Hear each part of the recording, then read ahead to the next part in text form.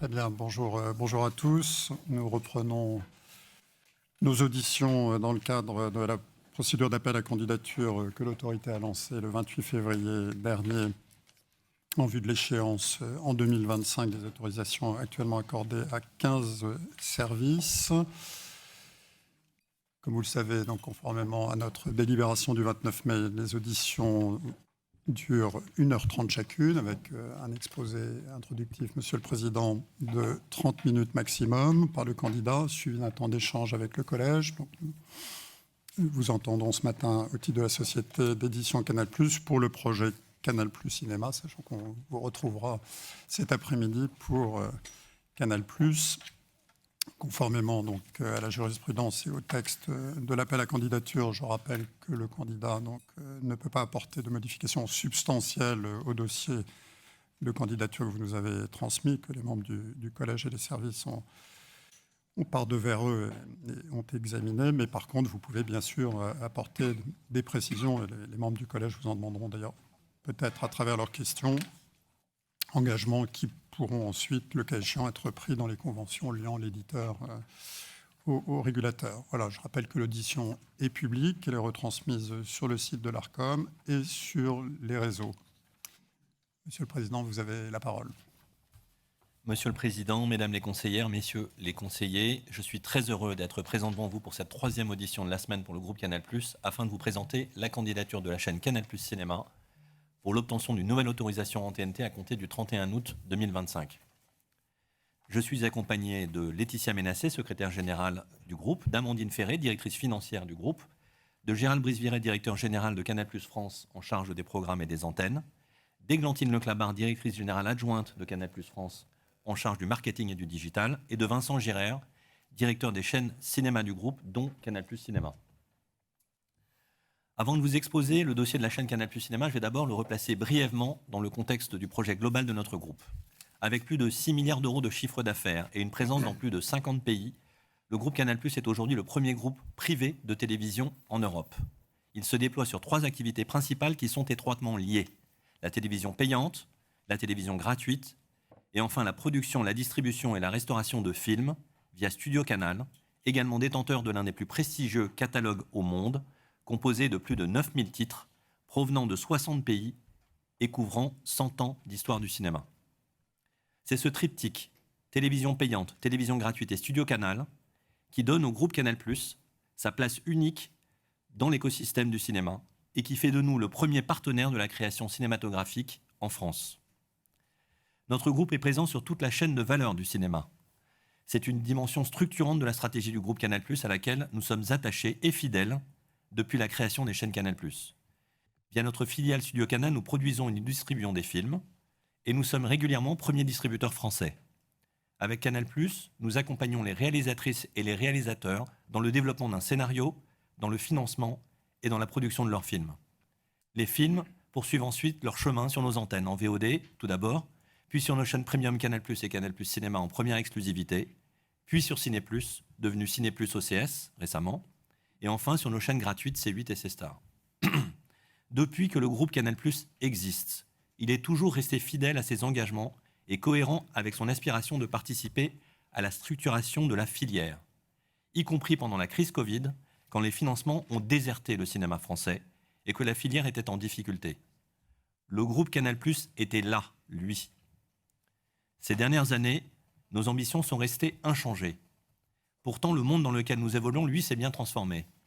Nous sommes aujourd'hui passés d'une concurrence locale à une compétition mondiale avec des acteurs, et j'y reviendrai, qui n'ont au cœur de leur stratégie ni le cinéma, ni la salle de cinéma.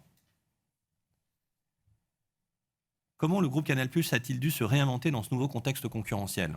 Premier pilier de cette transformation, le redressement économique, qui nous a permis de renouer avec une trajectoire économique positive, désormais très proche de l'équilibre en France. Second pilier, l'accélération de la digitalisation du groupe. Créée en 2013, notre plateforme propriétaire française, MyCanal, qui porte plus de 2000 chaînes linéaires et à la demande dans le monde, s'est développée pour atteindre les meilleurs standards du marché. Surtout, elle nous a permis d'offrir un nouvel écrin digital à nos contenus. Notre plateforme se distingue par sa prescription éditoriale pointue et non algorithmique. C'est ce qui nous permet aujourd'hui de mettre en avant sur MyCanal des œuvres cinématographiques et d'événementialiser leurs découvertes ou redécouvertes, jusqu'à parfois atteindre des visionnages 5 à 10 fois supérieurs à leur nombre d'entrées en salle, à l'image des films Péta ou Schnock, Le Principal, ou encore Fumer fait tousser de Quentin Dupieux. Dernière étape de la transformation de notre groupe, l'internationalisation. En 2015, le groupe rassemblait 11 millions d'abonnés. Aujourd'hui, il en compte 26 dans 50 pays. Notre objectif est désormais d'atteindre à moyen terme un parc d'abonnés compris entre 50 et 100 millions pour rejoindre le top 5 mondial des groupes audiovisuels. Cette taille critique est nécessaire pour pouvoir produire en interne des contenus premium pour tous nos abonnés. Nous pourrons à cet égard nous appuyer sur le talent des 21 sociétés de production intégrées à notre écosystème et réparties dans toutes les régions du monde. Amérique du Nord, Europe, Afrique ou Asie, grâce à ces studios, nous produisons des contenus dans tous les territoires où le groupe est présent pour les faire voyager dans le monde entier. Mais contrairement aux plateformes américaines, qui ne misent que ponctuellement et partiellement sur les contenus locaux, nous avons choisi de miser sur nos forces et de cultiver nos axes de différenciation. Le premier axe de différenciation est notre création de valeur grâce à un volume d'investissement massif et pérenne dans les contenus locaux. Sur chacun des territoires où il intervient, le groupe Canal+ a toujours à cœur de découvrir et de faire grandir les talents domestiques. Notre relation avec le cinéma français en est l'illustration la plus évidente. De l'écriture à la production, de la diffusion à la distribution, de la restauration à la lutte contre le piratage, le groupe Canal+ participe à la création et à la protection de la valeur du cinéma français ou européen. Plus de 500 millions d'euros annuels sont investis dans le cinéma par le groupe, dont 200 millions d'euros uniquement liés à l'accord historique que nous avons signé avec les syndicats représentant les professions du cinéma français. Accord que nous avons d'ailleurs proposé de renouveler pour une durée de 5 ans et pour un montant total supérieur à 1 milliard d'euros pour permettre au cinéma français et à nos abonnés de se projeter dans le long terme. Pour être clair, le groupe contribue davantage que tous les autres acteurs réunis, chaînes gratuites et plateformes internationales. Car je le rappelle, ces dernières, les plateformes, ont fait le choix de flécher 80% de leurs obligations décrétales d'investissement dans l'audiovisuel plutôt que dans le cinéma.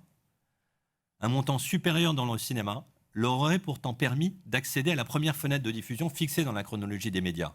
Mais non, elles ont préféré remplir leurs obligations en investissant prioritairement dans les séries et ont dévoyé les circuits traditionnels de diffusion de films en réservant les films à leur plateforme et en les privant des salles. Netflix n'hésite plus à se passer de la salle, même pour des projets qui ont déjà fait leurs preuves. Alors que le film à couteau tiré faisait plus d'1 million d'entrées au box-office en France en 2019, le second volet, produit cette fois par Netflix, n'a pas été diffusé dans les salles en France, réservant sa sortie exclusive en 2022 pour la plateforme. Autre exemple marquant avec Soul, un film Pixar sorti en exclusivité sur Disney+, dans tous les pays où la plateforme était opérationnelle. Ou encore Coda, un film Apple, adaptation américaine de La Famille Bélier, qui a reçu un Oscar du meilleur film, le premier pour un projet sorti exclusivement sur une plateforme de streaming. Cette sortie en salle est pourtant le point de départ d'un circuit de création de valeur séquentiel pour toute la filière. C'est dire si cette philosophie s'inscrit à rebours de celle de Canal+, qui ne se contente pas d'être un simple investisseur, mais surtout d'être un partenaire conscient de la filière sur le long terme. C'est dans cet esprit que Canal+ investit pour préserver la valeur du cinéma à travers sa politique ambitieuse de restauration des chefs-d'œuvre portés par Studio Canal. Je pense notamment à Love Actually, ressorti en salle dans le monde entier à l'occasion de ses 20 ans l'année dernière. Le Mépris, sélectionné en Cannes Classique par le Festival de Cannes. Ou encore Pepe le Moco, présenté il y a quelques jours au Festival de cinéma italien organisé par la Cinémathèque de Bologne pour faire redécouvrir les films historiques. Mais créer de la valeur sur toute la chaîne ne suffit pas. Encore faut-il la protéger.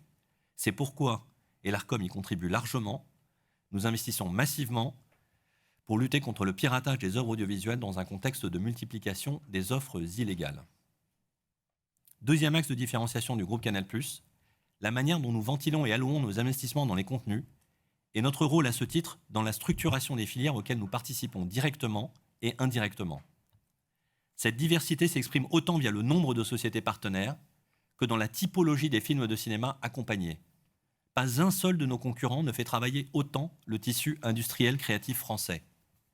46% des films d'expression originale française préfinancés par Canal+, sont des films dits de la diversité, c'est-à-dire avec un budget inférieur à 4 millions d'euros. Cela représente 25% de nos investissements, alors que notre obligation se situe à 17%. Chaque année, Plusieurs dizaines de films ne pourraient tout simplement pas se faire sans l'apport des chaînes du groupe Canal+. En 2023, à titre d'exemple, sur nos 114 préachats, 41 films n'étaient financés que par les chaînes de notre groupe. La Nuit du 12, Le procès Goldman, l'été dernier, autant de films primés que seul le groupe Canal+ a préfinancé. Et ces films sont produits par plus de 100 sociétés de production différentes et indépendantes du groupe Canal+. Là encore, pas un seul autre acteur n'est partenaire d'autant de sociétés de production de cinéma indépendantes. En 2023, 32% de nos préachats EOF étaient des premiers films de jeunes réalisatrices et réalisateurs, 32%, ce qui est essentiel dans le renouvellement des talents créatifs en France. Et tout aussi important, la moitié de ces préachats ont été réalisés par des femmes. Ce chiffre était de 33% il y a 3 ans, il est de 50% aujourd'hui. J'insiste sur ce dernier point de la place des femmes derrière la caméra, car il est le fruit d'une attention particulière à l'accompagnement, au financement et à l'exposition des films de réalisatrices au sein du groupe Canal+. Partant du constat que chez Studio Canal en 2022, seuls 12% des scénarios reçus étaient des films de réalisatrices, soit 51 projets sur 428, nous avons décidé de créer un fonds d'aide pour soutenir le développement des projets cinématographiques dirigés par des réalisatrices. Ce fonds permettra de développer sur une durée de 2 ans, qui sera évidemment renouvelée, 10 projets de réalisatrices, parmi lesquels Memouna Doucouré, Sophie Le Tourneur, Axel Lafont ou encore Victoria Bedos. Notre troisième axe de différenciation est de promouvoir l'accès à la culture, notamment pour les jeunes. Pour ce faire, nous avons intégré les offres Canal+ au Pass Culture dès son lancement. Convaincus que le cinéma est essentiel pour éveiller les consciences, nous avons lancé une initiative mondiale en partenariat avec UGC. Un accès illimité aux salles de cinéma et aux chaînes Canal+ pour les moins de 26 ans à moins de 26 €. C'est la seule offre de ce type dans le monde. Tous nos abonnés en France bénéficient de l'offre Cinédio, qui leur offre une place de cinéma pour une place achetée dans 185 cinémas partenaires sur le territoire national, avec de grands partenaires tels que Pathé Gaumont, MK2, UGC ou encore CGR. Vous le voyez, nous avons un projet très ambitieux et très différent de la plupart des autres acteurs du paysage audiovisuel français. Et cette ambition pourrait franchir une nouvelle étape avec notre projet d'entrée en bourse. Cette opération purement technique maintiendrait les équilibres actionnariaux actuels puisque le groupe Bolloré recevrait, par l'effet de la scission, un nombre d'actions du nouveau groupe Canal+ coté dans des proportions équivalentes à sa détention actuelle. Pour finir ce propos introductif, quelques mots plus spécifiques sur la manière dont la TNT s'inscrit dans notre projet. Pour rappel, le groupe Canal+ s'est historiquement bâti autour de sa chaîne ammirale Canal+ sur le numéro 4, caractérisé par son modèle généraliste mêlant sport et cinéma. Ce modèle de chaîne est intrinsèquement lié à l'environnement hertzien. Avec l'arrivée de la TNT, Canal+ a progressivement renforcé son empreinte éditoriale en créant des déclinaisons de la chaîne Canal+, notamment sur les piliers thématiques fondamentaux, à savoir le sport avec Canal+ Sport et le cinéma avec Canal+ Cinéma. Le terme de déclinaison ne reflète pas l'importance de ces chaînes. Elles jouent un rôle essentiel dans l'attractivité éditoriale et commerciale de Canal+. Ces déclinaisons contribuent largement à l'attractivité et au succès de l'offre et concourent directement à renforcer le chiffre d'affaires de Canal+, dont vous connaissez l'importance pour la création audiovisuelle française et européenne. Canal+ Cinéma, en investissant plus de 90 millions d'euros par an en programme, joue à plein la possibilité de diffuser jusqu'à 1/3 de programmes propres, une limite fixée par la législation, et propose ainsi aux abonnés de la TNT une offre de cinéma enrichie, avec des films diffusés uniquement et exclusivement sur cette antenne, et jamais sur Canal+. Mais loin d'être un robinet à films, la chaîne effectue un travail d'éditorialisation pointu au travers de ses émissions qui parlent et qui expliquent le cinéma dans toutes ses dimensions d'information cinématographique, à l'instar de Chicha, présenté par Laurie Choleva, qui nous fait l'honneur de sa présence, et qui contribue à faire rayonner le 7e art, en particulier français, qui, vous le savez, reste la première histoire d'amour de notre groupe. Ce sont plus de 6 millions de Françaises et de Français qui regardent chaque mois Canal+ Cinéma. La TNT est clé dans ce succès, car vous le savez, elle reste le seul mode d'accès à la télévision pour 20% de la population française, soit 6 millions de foyers. Le groupe Canal+ est soucieux de poursuivre une démarche non discriminante à l'égard des publics, en assurant une continuité dans le droit à l'information et à la création, eu égard aux différentes situations de chacune et de chacun. Nous considérons que tous les Français doivent avoir la possibilité d'accéder au contenu de la TNT gratuite mais également à des contenus premium de cinéma, tels que ceux que nous proposons sur Canal+ Cinéma. Cette préservation des équilibres de l'occupation du réseau hertzien est d'autant plus essentielle dans la mesure où le projet de la TNT qui est le nôtre ne s'inscrit pas dans un environnement global équitable. Même dans le domaine des obligations liées au cinéma, pour lesquelles un pas a été fait dans le sens de la symétrie avec l'assujettissement des plateformes aux obligations de contribution, de nombreuses asymétries demeurent, là aussi. Par exemple, la liberté pour elles de flécher leurs investissements, comme je l'évoquais librement, entre audiovisuel et cinéma, l'assujettissement à des quotas de diffusion 2 fois inférieurs à ceux des acteurs nationaux, ou encore la persistance de jours internis et de plafonds de diffusion. Mais nous avons les atouts pour composer avec ces paramètres systémiques. La pertinence de notre projet bicéphale, à la fois sur la TNT gratuite et sur la TNT payante, se renforce d'année en année et conforte notre modèle généraliste. Nous continuons de croire en la force de la TNT, notamment sa promesse de programme linéaire dans un paysage global de plus en plus délinéaire et essentiellement capté par les acteurs américains. Nous continuons de vouloir honorer les objectifs d'universalité et d'accessibilité à l'origine de la politique publique audiovisuelle qui l'a fait naître. Soyez assurés, Monsieur le Président, Mesdames les conseillères, Messieurs les conseillers, que les différents dossiers que nous avons présentés au cours de ces derniers jours et que nous présentons aujourd'hui s'inscrivent pleinement dans cette ambition affirmée pour la télévision française et son écosystème. Je vous remercie de votre écoute. Avant de passer la parole à Gérald Brice-Viret qui va vous exposer nos ambitions renouvelées pour la chaîne Canal+ Cinéma sur la TNT, et puisque la télévision c'est d'abord une succession d'images et de sons, je vous propose de regarder la promesse éditoriale de la chaîne Canal+ Cinéma en bande-annonce. Un nouveau scénario s'écrit pour Canal+ Cinéma. Qu'est-ce qui se passe ici? Qu'est-ce qui se passe? On rajoute un S pour symboliser une offre élargie et conjuguer tous les genres, tous les films au pluriel. Je veux que ce soit parfait. Il est temps de passer à la phase 1. Le vieux Marius disait que la brebis qui se venge du loup devient le loup. Parce qu'ils ont plus rien à perdre. Vous avez une idée de qui en a après vous? Ça fait combien de temps pour toi que des gens veulent te tuer? Vous essayez de faire la lumière sur ce qui est arrivé. Ils nous ont foutus dans la merde, ils vont rien faire pour nous aider, t'as compris? Ma mère m'a laissé une énigme.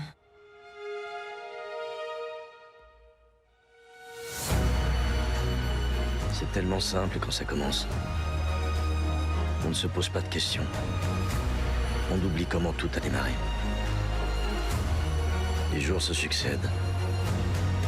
Les graines d'amour germent, comme les graines de haine.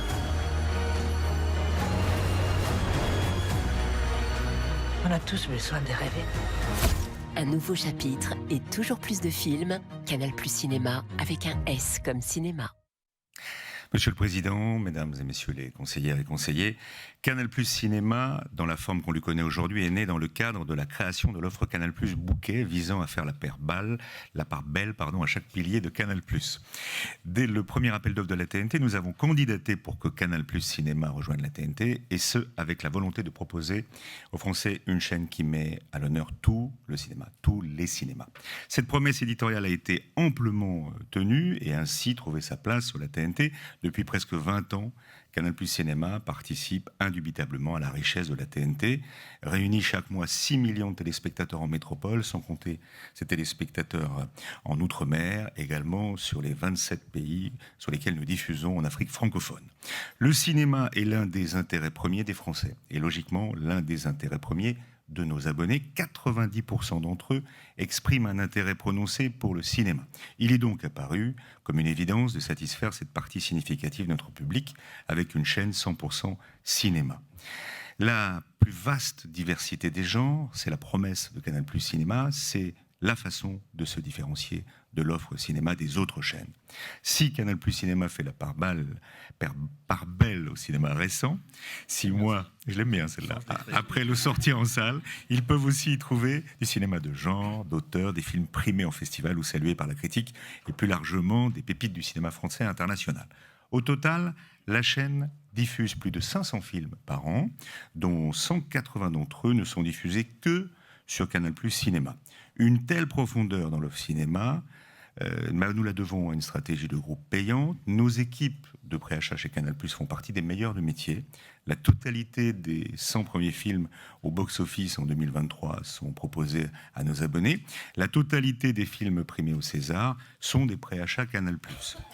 Que ce soit Les garçons, Guillaume à table, Timbuktu, Fatima, Elle, 120 battements par minute, Jusqu'à la garde, Les Misérables, Adieu les cons, Illusion perdue, La nuit du 12, Anatomie d'une chute, ou tout récemment Un petit truc en plus, tous ces films n'auraient jamais pu voir le jour sans l'appui de Canal+, dès l'écriture du premier script.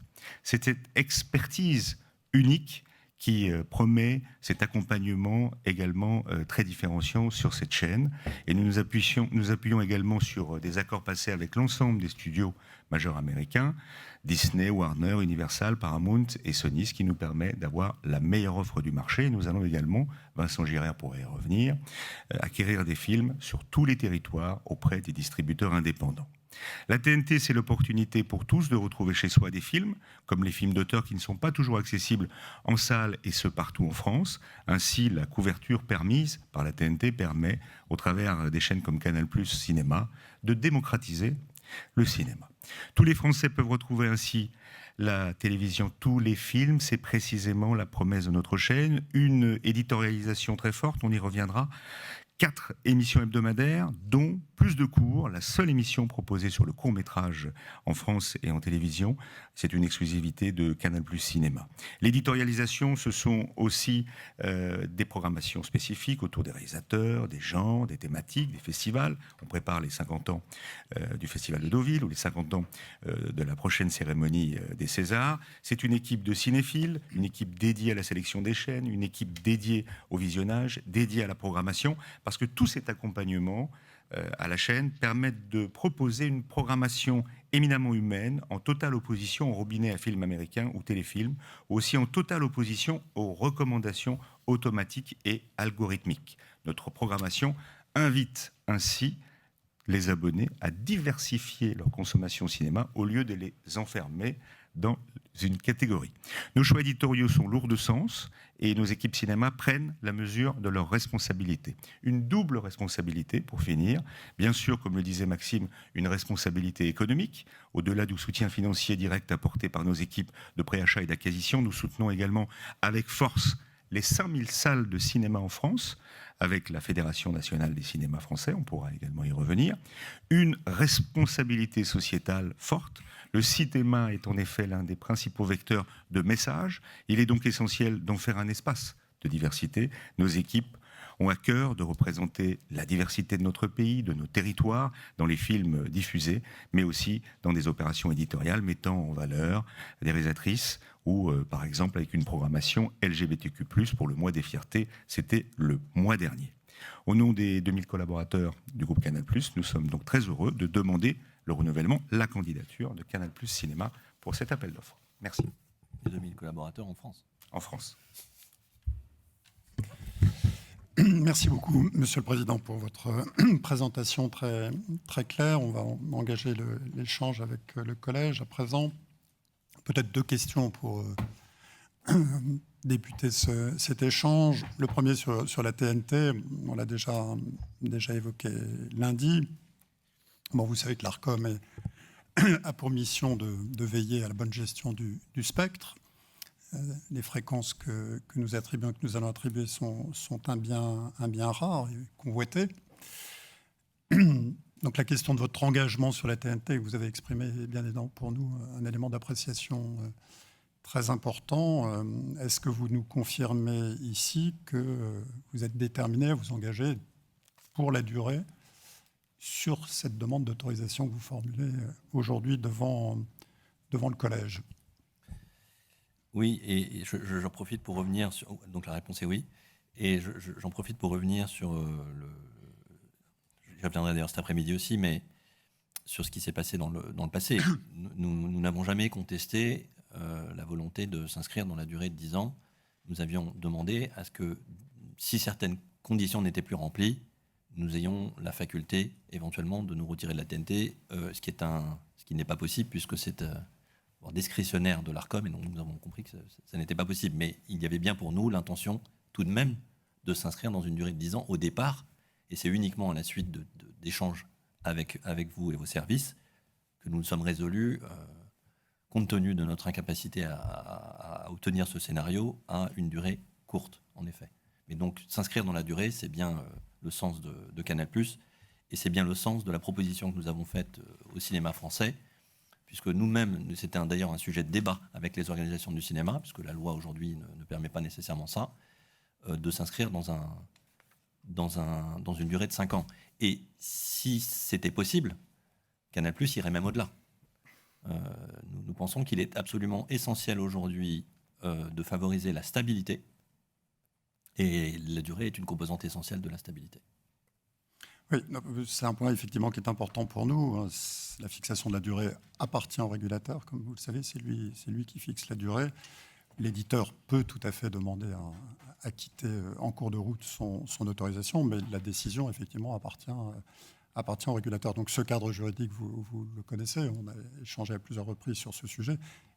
Et ma question est précisément liée à ce cadre juridique. Connaissant ce cadre juridique, est-ce que vous confirmez que vous êtes prêt à vous engager durablement sur la TNT dans le cadre de cet appel à candidature? Je le confirme. Par ailleurs, on l'a évoqué lundi, je le redis à la secrétaire générale, on est preneur du nombre d'abonnés que vous avez aujourd'hui sur la TNT. Et de la même façon, de façon plus générale, au regard du plan d'affaires, que vous nous donniez peut-être vos prévisions. Alors je conçois que vous souhaitiez peut-être les partager par courrier écrit et non pas dans le cadre de cette audition, mais que vous nous confirmiez un peu vos hypothèses de croissance du nombre d'abonnés sur la plateforme de façon plus générale pour les années qui viennent. Entendu. Donc si vous pouvez en tout cas nous communiquer cette donnée. Absolument. La deuxième question que je voulais vous poser, on connaît votre engagement en faveur du cinéma, le rôle décisif que Canal y joue, vous l'avez très bien rappelé. Comment se positionne l'offre qu'on examine ce matin dans l'ensemble de l'offre cinéma de la chaîne? Beaucoup d'entre nous sont des abonnés et des cinéphiles avertis, mais c'est important pour le collège de comprendre, a fortiori après l'acquisition de CS, comment s'organise l'offre cinéma et quelle est la spécificité de celle que vous nous présentez ce matin, quelle est sa singularité dans l'ensemble du panorama de votre offre cinéma. Bonjour à tous. Donc effectivement, on dispose d'un nombre de chaînes important qui exposent du cinéma. On a 4 chaînes sous marque Canal+, et puis le groupement de services Ciné+ OCS. L'organisation du cinéma sur les chaînes cinéma sous marque Canal+ est composée de cette manière. Tout le cinéma événementiel, indispensable, incontournable, qui a eu les plus grands prix, est proposé sur la chaîne Premium Canal+, avec 2 cases éditorialisées qui sont le vendredi Box Office et le mardi Coup de cœur. Ensuite, on a une chaîne qui s'appelle Canal+ Box Office, avec une promesse très simple de proposer les films qui ont fait le plus d'entrées en salle à nos abonnés. Une chaîne qui propose le meilleur du cinéma de catalogue, les films à avoir vus dans une vie, qui s'appelle Canal+ Grand Écran. Et Canal+ Cinéma, dont on parle aujourd'hui, c'est vraiment la chaîne de la cinéphilie, de l'expertise pour les amoureux du 7e art et la prolongation le plus loin possible sur le cinéma récent. Gérald a annoncé les chiffres, c'est plus de 500 films différents qui sont proposés sur cette chaîne, 280 films en première fenêtre, donc ça c'est tout l'avantage de la chronologie des médias dont on bénéficie. On peut proposer 280 films 6 mois après leur sortie en salle, et sur ces 280 films, il y en a 180 qui sont exclusifs à Canal+ Cinéma, donc vraiment le positionnement, c'est d'aller au plus loin de l'offre de cinéma récent, et notamment avec deux positionnements, un positionnement sur le cinéma de genre, les films de science-fiction, les films d'action, les westerns, les polars, les thrillers, ou les films de requins, ou les films d'horreur, mais aussi le cinéma d'auteur, avec le cinéma du monde. On propose vraiment le meilleur du cinéma de festival et du cinéma d'auteur. Donc le positionnement de Canal+ Cinéma, c'est vraiment la récence et la profondeur et la profusion de l'offre. En termes d'audience, Canal+ Cinéma est la chaîne la plus puissante et la plus référencée auprès de nos abonnés téléspectateurs. Peut-être parler aussi des chaînes OCS que tu diriges également et que tu as réorganisées en termes d'offres éditoriales. Donc on a lancé la semaine dernière le bouquet Ciné+ OCS, qui est du coup le rapprochement de l'ancien bouquet Ciné+ et d'OCS, qui aujourd'hui est composé de 6 chaînes, avec une distribution qui, contrairement à Canal+ Cinéma, n'est pas exclusive au groupe Canal, et donc Ciné+ OCS est vendu par l'ensemble des FAI aux abonnés sans forcément passer par l'écosystème de distribution de Canal+. Et Ciné+ OCS, là, on est vraiment sur un positionnement principalement de seconde fenêtre, de films de catalogue, et avec une proposition de séries françaises et internationales qu'on a notamment positionné sur la chaîne OCS, qui sera la chaîne premium du bouquet. Et ensuite, il y a 5 chaînes beaucoup plus axées cinéma qui sont sur des thématiques.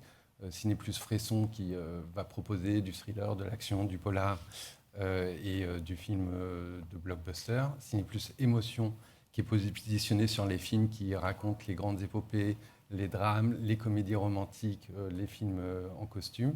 Ciné+ Family, qui est une proposition de cinéma familial avec une dimension de film d'animation, mais aussi du film d'aventure et du film de transmission entre les générations. Ciné+ Festival, qui est une chaîne qui a une proposition sur le cinéma d'auteur. Et Ciné+ Classique, qui propose du cinéma de patrimoine. Merci. Alors, mes chers collègues, Juliette Théry et puis Antoine Boilet. Merci beaucoup de cette présentation, de la diffusion du petit film et du rappel de l'organisation de votre offre. Alors là-dessus, puisque la chaîne des cinéphiles, c'est ce dont on parle, ce qui m'intéresse, c'est les programmes propres. Vous en avez parlé, Monsieur le Président, sur donc un tiers de la programmation qui est consacrée à des programmes propres et qui peut se distinguer d'une certaine manière de la chaîne Amiral Canal. Est-ce qu'on doit l'interpréter, votre présentation, comme étant ces programmes propres comme entièrement dédiés au ciné? Première question. Quand vous parlez d'exclusif, mais je comprends mieux maintenant, vous parlez aussi d'inédit, finalement, c'est bien ça. Hein, 180. Oui. Parce qu'il peut y avoir une petite... et il y a une mention aussi qui m'a intéressée, c'est sur l'accord ciné. J'avais compris qu'il était dénoncé donc aussi bien pour OCS que pour Canal depuis mai dernier. Donc là, il reste les 2 accords à courir jusqu'à la fin de l'année 2024. Mais vous avez annoncé aussi un renouvellement pour les 5 années à venir. Est-ce que ça veut dire que ce renouvellement va se substituer à la fin de l'année pour les 5 années à venir? Voilà, donc c'est mes questions. Merci. J'ai oublié la première, du coup. La première, c'est sur les 180 films qui sont effectivement par rapport au tiers. Excuse-moi, la première, c'était sur les programmes. Est-ce que ce sont exclusivement des programmes cinéma et les déclinaisons? On n'a pas fait mystère du fait qu'on souhaiterait supprimer la contrainte qui pèse sur les déclinaisons de Canal+, et qui leur impose de n'avoir qu'un tiers de programmes propres. Et la raison principale pour laquelle on souhaiterait supprimer cette contrainte, c'est qu'elle nous impose parfois d'avoir des programmes sur nos chaînes cinéma qui ne sont pas du cinéma et des programmes sur Canal+ Sport qui ne sont pas du sport. Donc il est possible qu'il n'y ait des programmes qui ne soient pas exclusivement cinéma sur Canal+ Cinéma de ce fait. Ça, c'était ma première réponse. Après, je te laisse compléter, pardon, Gérard. Oui, même si... Je reviendrai sur les accords cinéma. Même si nous avons une équipe à l'antenne et à la programmation qui connaissent bien nos chaînes et qui nous permettent véritablement d'avoir cette offre aux heures de grande écoute, 100% cinéma, ce qui est le cas sur Canal+ Cinéma, c'est que 180 films dans des cases qui sont très identifiées du lundi au dimanche et que des émissions cinéma pour répondre à votre question. Donc on est bien dans une offre cinéma. Et pourquoi c'est la plus importante et la plus puissante? Puisque c'est un écrin pour tous les styles de cinéma. Et nos abonnés sur Canal+ sont très cinéphiles. Donc on aime à la fois avoir une très grande comédie française, mais on aime voir comme ce soir un film coréen que je vous invite à voir, qui va vous divertir, qui s'appelle Utopia. Donc, pardon, mais juste pour comprendre, ces 180 films sont diffusés aux heures de grande écoute. Les 180, vous essayez de viser le plus possible. En heure de grande écoute, c'est-à-dire à 21h tous les soirs, et après, ce qui n'empêche pas qu'ils puissent rediffuser sur une déclinaison. Mais comme il n'y a que 2 cases sur Canal+, on y reviendra tout à l'heure, cinéma, c'est pour ça que cette chaîne est vraiment importante pour nous. Et c'est vrai qu'avec Vincent Girard, Jean-Marc Juramy, Vincent Navarro et toute l'équipe cinéma, on a une telle offre de films aujourd'hui, et c'est ça la force, c'est qu'on a vu toutes les chaînes que l'on présente. Il y a une tour de contrôle chaque semaine où nous uniformisons toute l'offre parce que l'objectif, c'est que chaque abonné puisse avoir envie d'un film, soit seul, soit en famille. Et donc, tous les gens sont représentés, en plus avec le sport et avec les documentaires. Ce qui nous permet, et ça c'est important de le dire parce qu'on ne l'a pas souligné, c'est qu'on a une recrudescence des téléspectateurs en linéaire. On l'avait déjà vu avec la Covid, mais depuis la Covid, les téléspectateurs en France regardent à nouveau le linéaire. On le voit bien d'ailleurs dans le 90%, qui est également pour nous aussi autour de 80% de nos abonnés qui regardent les chaînes linéaires. Donc, les chaînes linéaires ne sont pas du tout à être mises en question. Au contraire, elles sont bien complètes et c'est très vertueux par rapport à un service à la demande. Oui, juste bien préciser que les 180 films dont je parlais sont proposés exclusivement sur Canal+ Cinéma. Et donc, l'importance de cette offre en TNT, c'est que ça permet l'accès notamment à des populations qui peuvent être assez éloignées d'un cinéma physique, d'avoir accès à ces films-là. Maxime l'a rappelé avec 3 exemples très significatifs, mais le cinéma sur Canal+, c'est un lieu exceptionnel pour la visibilité des films. En moyenne, les films qui sont diffusés sur nos antennes sont 3 fois plus vus sur nos antennes qu'ils ne le sont en salle. Donc c'est vraiment un dispositif exceptionnel pour permettre au cinéma d'être vu en dehors de la salle. Et l'attachement et la considération de Canal+ pour le cinéma, il se matérialise par des choses qu'on ne voit pas nécessairement. Mais moi, il y en a une, par exemple, qui me tient à cœur. C'est que tous les acteurs du marché, aujourd'hui, accélèrent les génériques pour mettre plus de pubs ou d'autres programmes, ou interrompre les génériques par de la pub, même. Canal+ ne fera jamais ça. Parce que pour nous, le générique est une composante essentielle de l'œuvre. C'est un des exemples. Sur les négociations cinéma, il se trouve que les 2 personnes qui font ça avec moi sont Laetitia Ménassé et Vincent Girard, donc ils pourront contribuer, compléter ce que je vais dire. Mais on a fait de cette proposition, en effet, de renouveler pour 5 ans. Et aujourd'hui, c'est nous qui sommes dans l'attente. On se félicite de la signature de l'accord par les organisations du cinéma avec France Télévisions, qui est le 2e contributeur et un élément essentiel du financement du cinéma français et européen, après Canal+, mais c'est peut-être très important. Et donc, nous, aujourd'hui, je crois qu'il y a des échanges, tu pourras compléter, Laetitia, mais voilà, notre proposition demeure de renouveler pour 5 ans à un montant très élevé, qui s'inscrit dans la durée. Oui, absolument. Et pour répondre à votre interrogation sur la dénonciation des accords, en fait, cette dénonciation, elle a simplement vocation à nous permettre de renégocier sereinement. Mais évidemment, l'enjeu pour nous, c'est aujourd'hui d'avoir un cycle de négociation qui nous permette de ne pas avoir de période d'interruption entre l'accord actuel et l'accord futur à signer. Et pour précision, les accords actuels courent jusqu'au 31 décembre 2024. Donc la dénonciation ne les interrompt pas jusqu'à leur échéance. Non, c'est plutôt un non-renouvellement. Exactement. Une autre question ? Non ? Bon, Antoine Boilet. Merci, Monsieur le Président. Bonjour à tous. J'avais quelques questions. La première, et c'est pour revenir quelques secondes sur ces programmes propres, effectivement, proposés et diffusés sur Canal+ Cinéma et le point que vous évoquez sur ce fameux tiers. En 2023, visiblement, la lumière, c'est pas lié à ma question. En 2023, dans le bilan Canal, il semblerait que ce temps d'antenne consacré à la diffusion de programmes propres sur Canal+ Cinéma était autour de 20%.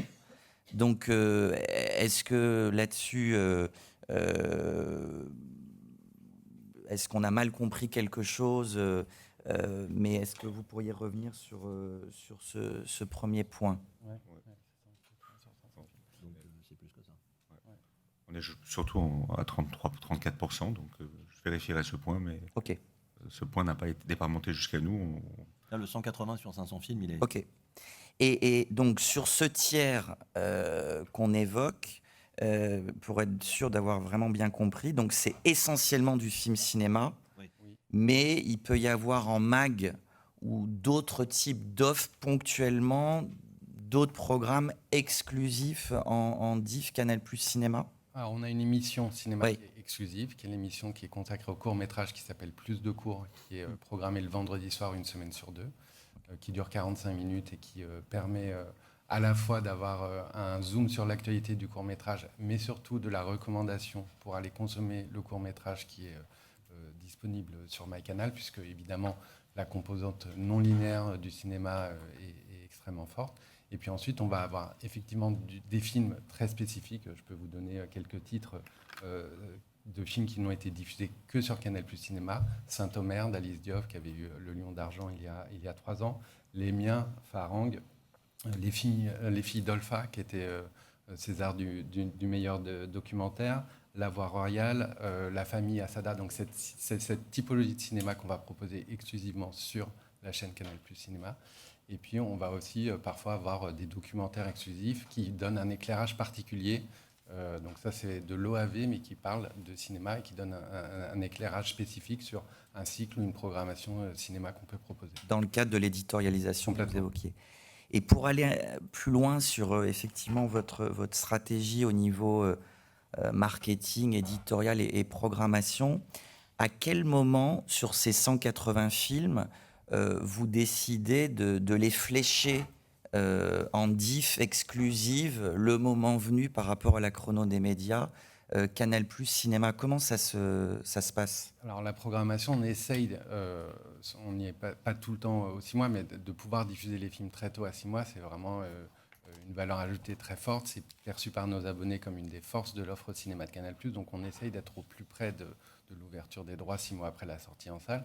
Et ensuite, le fléchage, il se fait en fait en fonction de 2 conditions. C'est d'une part, on priorise toujours Canal+ Premium, donc les films événements, ceux dont on parle, ceux qui ont eu les récompenses sont toujours proposés évidemment sur Canal+ Premium. Et ensuite, les films qui permettent d'aller plus loin, et c'est vraiment un arbitrage qui est fait en général au moment de l'acquisition, mais qui ensuite est affiné au moment de la programmation, on décide de les diffuser sur Canal+ Cinéma. Après ce double arbitrage au moment de l'acquisition et au moment de la fabrication des grilles de programme. Et ce choix est aussi évidemment fait dès le début dans les préachats, puisqu'on va identifier des genres pour l'année à venir, pour le plaisir des abonnés, que ce soit une comédie, un film policier, etc. Donc avec les équipes de Laurent Acide, dès le départ, on favorise les genres de films, et après, en fonction du film, on travaille avec les équipes de la programmation. Je signale que nous sommes le premier diffuseur de films inédits en France et que nous avons toute une équipe qui travaille également aussi sur la signalétique, donc tous les films sont vus entièrement, et nous retravaillons très souvent la signalétique du CNC qui est adaptée aux salles du cinéma mais pas à la télévision. Donc c'est un travail très important de la sélection, de l'achat jusqu'à la programmation et l'éditorialisation, puisque tu parlais de l'émission Plus court, mais également 3 autres émissions cinéma que vous connaissez, Le Cercle Cinéma, Chicha, Lauriella. Il faut voir avec Antoine Decaune, et des émissions qui sont en miroir des festivals à travers le monde. Et là encore, si je peux me permettre, 2 autres questions pour prolonger par rapport à votre propos liminaire. Comment ça s'articule là aussi au niveau de la stratégie de programmation et de diffusion, l'univers du payant qui nous réunit ce matin, et ce que vous disiez sur le gratuit par rapport spécifiquement, bien entendu, à cette offre cinéma? Vous avez dit 2 questions, non? Alors, j'attends pour la seconde. Pardon. Je vais laisser mes collègues compléter. Je l'ai un peu évoqué hier, on parlait des synergies espérées qui ne sont pas matérialisées entre le payant et le gratuit. Sur le cinéma, on a eu un contentieux avec, tu savais que j'allais parler de ça, avec l'autorité de la concurrence, parce qu'aujourd'hui, on a un sujet qui est le droit de préemption, qui permet à nos concurrents hertziens gratuits, lorsqu'ils coproduisent un film, lorsqu'ils financent un film comme Canal, en fait, d'avoir des droits de coproduction et un droit de préemption dont nous sommes privés, et qui leur permet de renouveler leur capacité à priver en fait leurs concurrents, il n'y a pas d'autre mot, des films de cinéma qu'ils financent. Donc, ce qui se passe, c'est que, on va être très clair avec vous, pour nos chaînes gratuites, nous diffusons et nous finançons les films qui nous sont laissés par les autres, en fait. Voilà, il y a beaucoup de films qu'on souhaiterait acheter pour nos chaînes gratuites et dont nous sommes privés parce que ces chaînes sont financées par TF1, M6 ou France Télévisions, qui les préemptent d'année en année et qui nous interdisent donc de les diffuser. Donc ça, c'est un élément global, contextuel. Tu veux compléter ? Je me souviens plus de votre deuxième question, Antoine. Elle vient. Oui, elle n'a pas été posée encore. Mais en tout cas, elle est attendue. Je me suis dit, est-ce que c'est moi qui ai dit ça ? Vas-y. et simplement, malgré tout, rappeler qu'il y a un investissement massif des chaînes gratuites sur le cinéma, qui sont de l'ordre de 6 millions d'euros par an. Donc effectivement, à l'aune du spectre cinéma du groupe Canal+ dans son ensemble, la contribution des chaînes gratuites n'est pas nulle non plus. Et alors donc la deuxième question, vous avez évoqué Pardon, votre... Oui. Excusez-moi, je complète. Du coup, la programmation, mais on l'a un peu évoqué, vous l'avez vu dans la bande-annonce de C8 et de nos chaînes gratuites, elle est très orientée cinéma de patrimoine. Voilà, on a choisi un positionnement qui marque la différence, une fois de plus, et qui vient valoriser les œuvres historiques, ou voilà, avec Philippe Labro qui nous fait l'honneur de faire une sélection de films du patrimoine. Et c'est une résultante notamment du droit de préemption que j'évoquais tout à l'heure. Et alors, vous avez évoqué votre stratégie à l'international et notamment la présence d'une vingtaine de studios dans le monde. Est-ce que vous développez éditorialement une politique spécifique pour développer des copros entre ces différents studios? Alors, on a bien compris que le cœur du réacteur, c'est le marché domestique et de faire vivre les talents français, mais comment ça se passe en termes de copro entre ces différentes sociétés? Merci. En général, ces sociétés locales coproduisent avec des acteurs locaux. Donc, et on a à cœur de faire émerger des cinémas, y compris des cinémas qui existent peu aujourd'hui, comme le cinéma africain.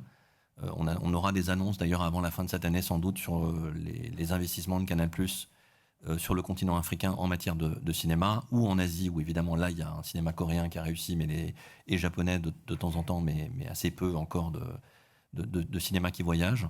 Donc dans chacun des territoires, on est en Allemagne, en Angleterre, en Australie, en Nouvelle-Zélande, en Espagne, on produit du cinéma localement, et en général, on coproduit avec des acteurs domestiques dans chacun de ces pays. Alors du coup, je me permets une toute dernière. Par rapport à ce que vous avez évoqué sur l'éditorialisation humaine, foncièrement humaine, et vous disiez on peut être amené à proposer des documentaires inédits pour accompagner un événement ou la diffusion d'un film. Donc ça veut dire que vous êtes en posture au niveau du groupe à Canal+ Cinéma de commander des docs pour alimenter l'antenne. On fait vraiment plusieurs fois dans l'année selon différentes typologies. Pour vous donner un exemple, on a eu un accès assez privilégié à l'équipe de Justine Triet après la Palme d'Or et on a pu suivre l'ensemble de la course aux Oscars qui en plus c'est bien terminé, donc ça a fait des images extrêmement belles. Et donc typiquement, on a avec une boîte de production externe qu'on a mandatée, ils nous ont proposé un documentaire qui a extrêmement bien fonctionné sur Antennes de ce succès incroyable d'Anatomie d'une chute. On a bâti, quelques semaines plus tard, autour d'Anatomie d'une chute, toute une thématique qu'on avait appelée « Faites entrer le ciné », qui était autour du film de procès, avec le procès Goldman et un certain nombre de films de catalogue pour donner un discours et bâtir un discours pour pourquoi est-ce que le procès, les films de procès est un genre en tant que tel et qu'est-ce qu'on peut apprendre et donner envie à nos abonnés, au-delà d'Anatomie d'une chute, d'aller prolonger leur expérience en creusant et en découvrant des films de patrimoine qu'ils ne connaissent pas forcément ou des films récents qui avaient été moins exposés que celui de Justine Triet. Et donc ça, on le fait régulièrement tout au long de l'année, à la fois à travers la mise en valeur des partenariats et des festivals qu'on accompagne ou d'opérations qu'on bâtit de nous-mêmes. On a fait des choses autour de Greta Gerwig quand elle était à l'occasion de sa présidence du Festival de Cannes. Pardon. Et donc ça, vraiment, c'est des choses qu'on fait au quotidien, à la fois via la politique de documentaire, mais aussi on essaye de bâtir un discours avec les émissions. Gérald l'a évoqué, mais on a 4 émissions de cinéma. Sur Canal+ Cinéma, il y a tous les jours une émission ou en rediffusion ou en première diffusion. Et donc ça, c'est vraiment un dispositif éditorial assez exceptionnel d'avoir tous les jours une émission qui parle de cinéma, le cinéma en salle ou le cinéma sur nos antennes. Et vous parlez d'action humaine, donc c'est à la fois l'achat, c'est à la fois le visionnage, c'est à la fois évidemment la programmation, l'éditorialisation, ça c'est sur une antenne linéaire. Donc on travaille de manière complémentaire avec toutes les chaînes. Je me souviens de la semaine Quentin Dupieux qu'on avait fait spécifiquement sur l'écran qui est Canal+ Cinéma. Et après, on a tout un travail éditorial sur notre plateforme de télévision de rattrapage, qui est MyCanal, où là aussi, je parlais d'algorithmes et de recommandations. Ça vous est tous arrivé d'être sur une plateforme, vous avez regardé un jour un film de Noël, on vous propose des films de Noël tout le temps. Nous, on a sur l'aspect humain, et Lentine pourra y revenir, on travaille conjointement avec l'éditorial pour proposer à un moment de la journée et un jour précis, en suivant la programmation, bien sûr, de nos antennes, une programmation spécifique par rapport à un film, un auteur, une réalisatrice, etc. Et on donne envie, et c'est ça qui est très important sur notre plateforme, d'aller voir des films et d'éditorialiser en permanence, y compris notre plateforme de rattrapage. Donc il y a une antenne linéaire et, j'ai envie d'appeler ça une antenne non linéaire, ce qui permet d'avoir une harmonie complète. Je voudrais juste compléter aussi, dire deux choses qui sont importantes, qui structurent un peu notre programmation. La première, c'est que Canal+ n'est pas nécessairement crédité au Canal+ Cinéma quand le film qui est diffusé est un gros succès de box-office. C'est une nécessité, c'est évident pour un abonné Canal+ qui paye son abonnement que les films de box-office doivent être diffusés sur Canal+ ou Canal+ Cinéma. Là où Canal+ est crédité, c'est quand il fait découvrir un film de grande qualité à un abonné qui n'avait pas soupçonné la qualité de ce film. Donc la prescription, ce que l'on appelle les coups de cœur de Canal, faire découvrir, comme évoquait tout à l'heure Vincent, à nos abonnés une œuvre qu'ils ont ratée au cinéma, c'est de ça dont on est crédité en général et qui valide l'abonnement à Canal+. C'est un élément essentiel et ça explique pourquoi on choisit de privilégier la recommandation, la prescription par nos équipes plutôt que par un algorithme. Le deuxième élément, c'est qu'on n'est pas dans une logique comme une chaîne gratuite pour Canal+ Cinéma de satisfaire simultanément tous les membres du foyer. On n'est pas dans une logique d'audience systématique en tout cas. On ne veut pas nécessairement rassembler tous les membres du foyer chaque soir. En revanche, ce qu'on veut, c'est que chaque membre du foyer, et en particulier les gens qui sont fans de cinéma, considèrent que le meilleur film de genre qu'ils ont envie de voir ce soir-là, il est sur Canal+ Cinéma. C'est pour ça qu'on va diffuser des films, par exemple, de genre, des films d'horreur, dont on sait que la moitié au moins du foyer ne va pas regarder parce que c'est un film d'horreur, mais on veut que la personne dans ce foyer qui aime les films d'horreur se dise, grâce à Canal+ Cinéma, le meilleur film d'horreur, je l'ai vu ce soir, et on aura satisfait ce membre du foyer, et au moment du renouvellement de l'abonnement, potentiellement, cette personne comptera dans la souscription. Tu veux compléter peut-être T'en as dit beaucoup. Non, je pense que le sujet de découverte, il est important et c'est aussi la valeur de la complétude de nos chaînes. Aujourd'hui, on a les Trois Mousquetaires, les deux nouveaux opus qui sont disponibles sur MyCanal et c'est l'occasion pour nous de pousser les anciens films des Trois Mousquetaires. Donc on cherche vraiment à faire découvrir tous les cinémas et à utiliser l'actualité pour aller faire du rebond sur de la découverte de contenus qui ont été oubliés ou qui ont été moins regardés. Et c'est vraiment ce travail au quotidien qui est fait par les équipes MyCanal avec les équipes de Vincent et des autres directions éditoriales. Benoît Loutrel. Merci. Pour rester un peu dans le même champ, qu'est-ce que vous pouvez nous dire un peu sur l'âge des gens qui regardent Canal+ Cinéma? Est-ce que quelque part, en forçant le trait, en tombant dans les caricatures, les jeunes ne regardent pas parce qu'ils sont partis sur les séries? Est-ce que vous arrivez à changer ces comportements et à réancrer le cinéma toujours dans de nouvelles générations? Alors, c'est une bonne question. Déjà, Gérald Brice l'a dit, 90% des gens qui viennent chez Canal viennent pour du cinéma. Donc, du coup, ça répond en partie à la question. Tous les âges regardent du cinéma.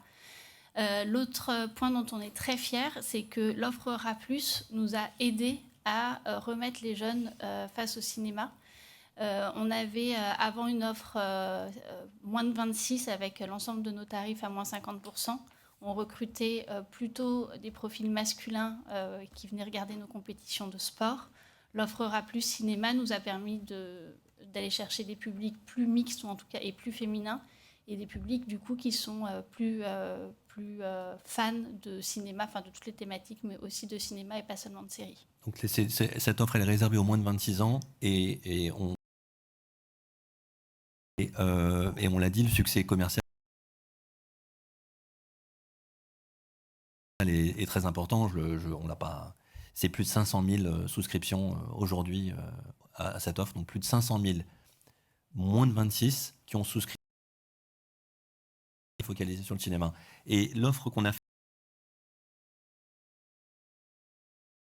faite avec UGC, elle venait d'une demande d'un certain nombre d'étudiants qui nous disaient on voudrait une offre qui naît le cinéma à la télévision et le cinéma en salle. Et c'est pour ça qu'on a eu cette idée avec UGC, notre partenaire UGC, de déployer. Et c'est un grand succès.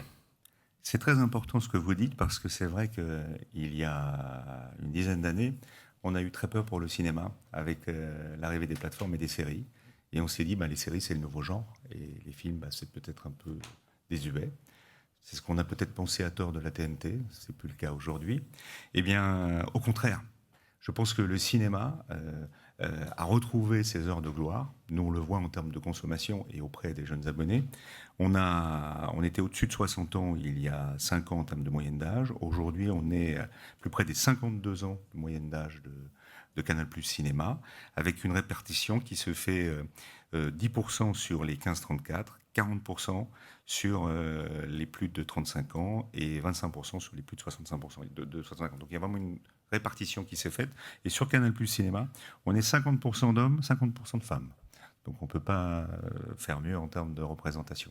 Mais c'est intéressant sur les séries, parce que c'est vrai qu'il y a une dizaine d'années, on a eu peur. Et on s'est dit, est-ce que le cinéma va correspondre à l'envie de demain ? Eh bien, encore plus que jamais, parce que les séries, avec des saisons, multiples saisons, ça ne veut pas dire qu'on ne fait pas de séries, on en parlera cet après-midi, mais le cinéma a totalement trouvé sa place avec une durée limitée, avec un temps de partage en termes de foyer. Le cinéma est le premier genre consommé sur Canal+. Près de 6 millions d'abonnés ont vu, par exemple, le dernier opus d'Astérix sur nos antennes, l'an passé. Et juste pour rappeler, en fait, la bonne santé de la salle en France, c'est clé pour nous, puisqu'en fait, un film qui fonctionne bien en salle fonctionne bien sur Canal+. Alors, il y a parfois des écarts, mais c'est vraiment une règle extrêmement claire où plus le film fait d'entrée en salle, et mieux il fonctionnera chez nous. Et c'est pour ça qu'on se réjouit des très bons chiffres, notamment de la fête du cinéma et les très bons chiffres. Dont nous sommes partenaires. Oui, dont nous sommes partenaires.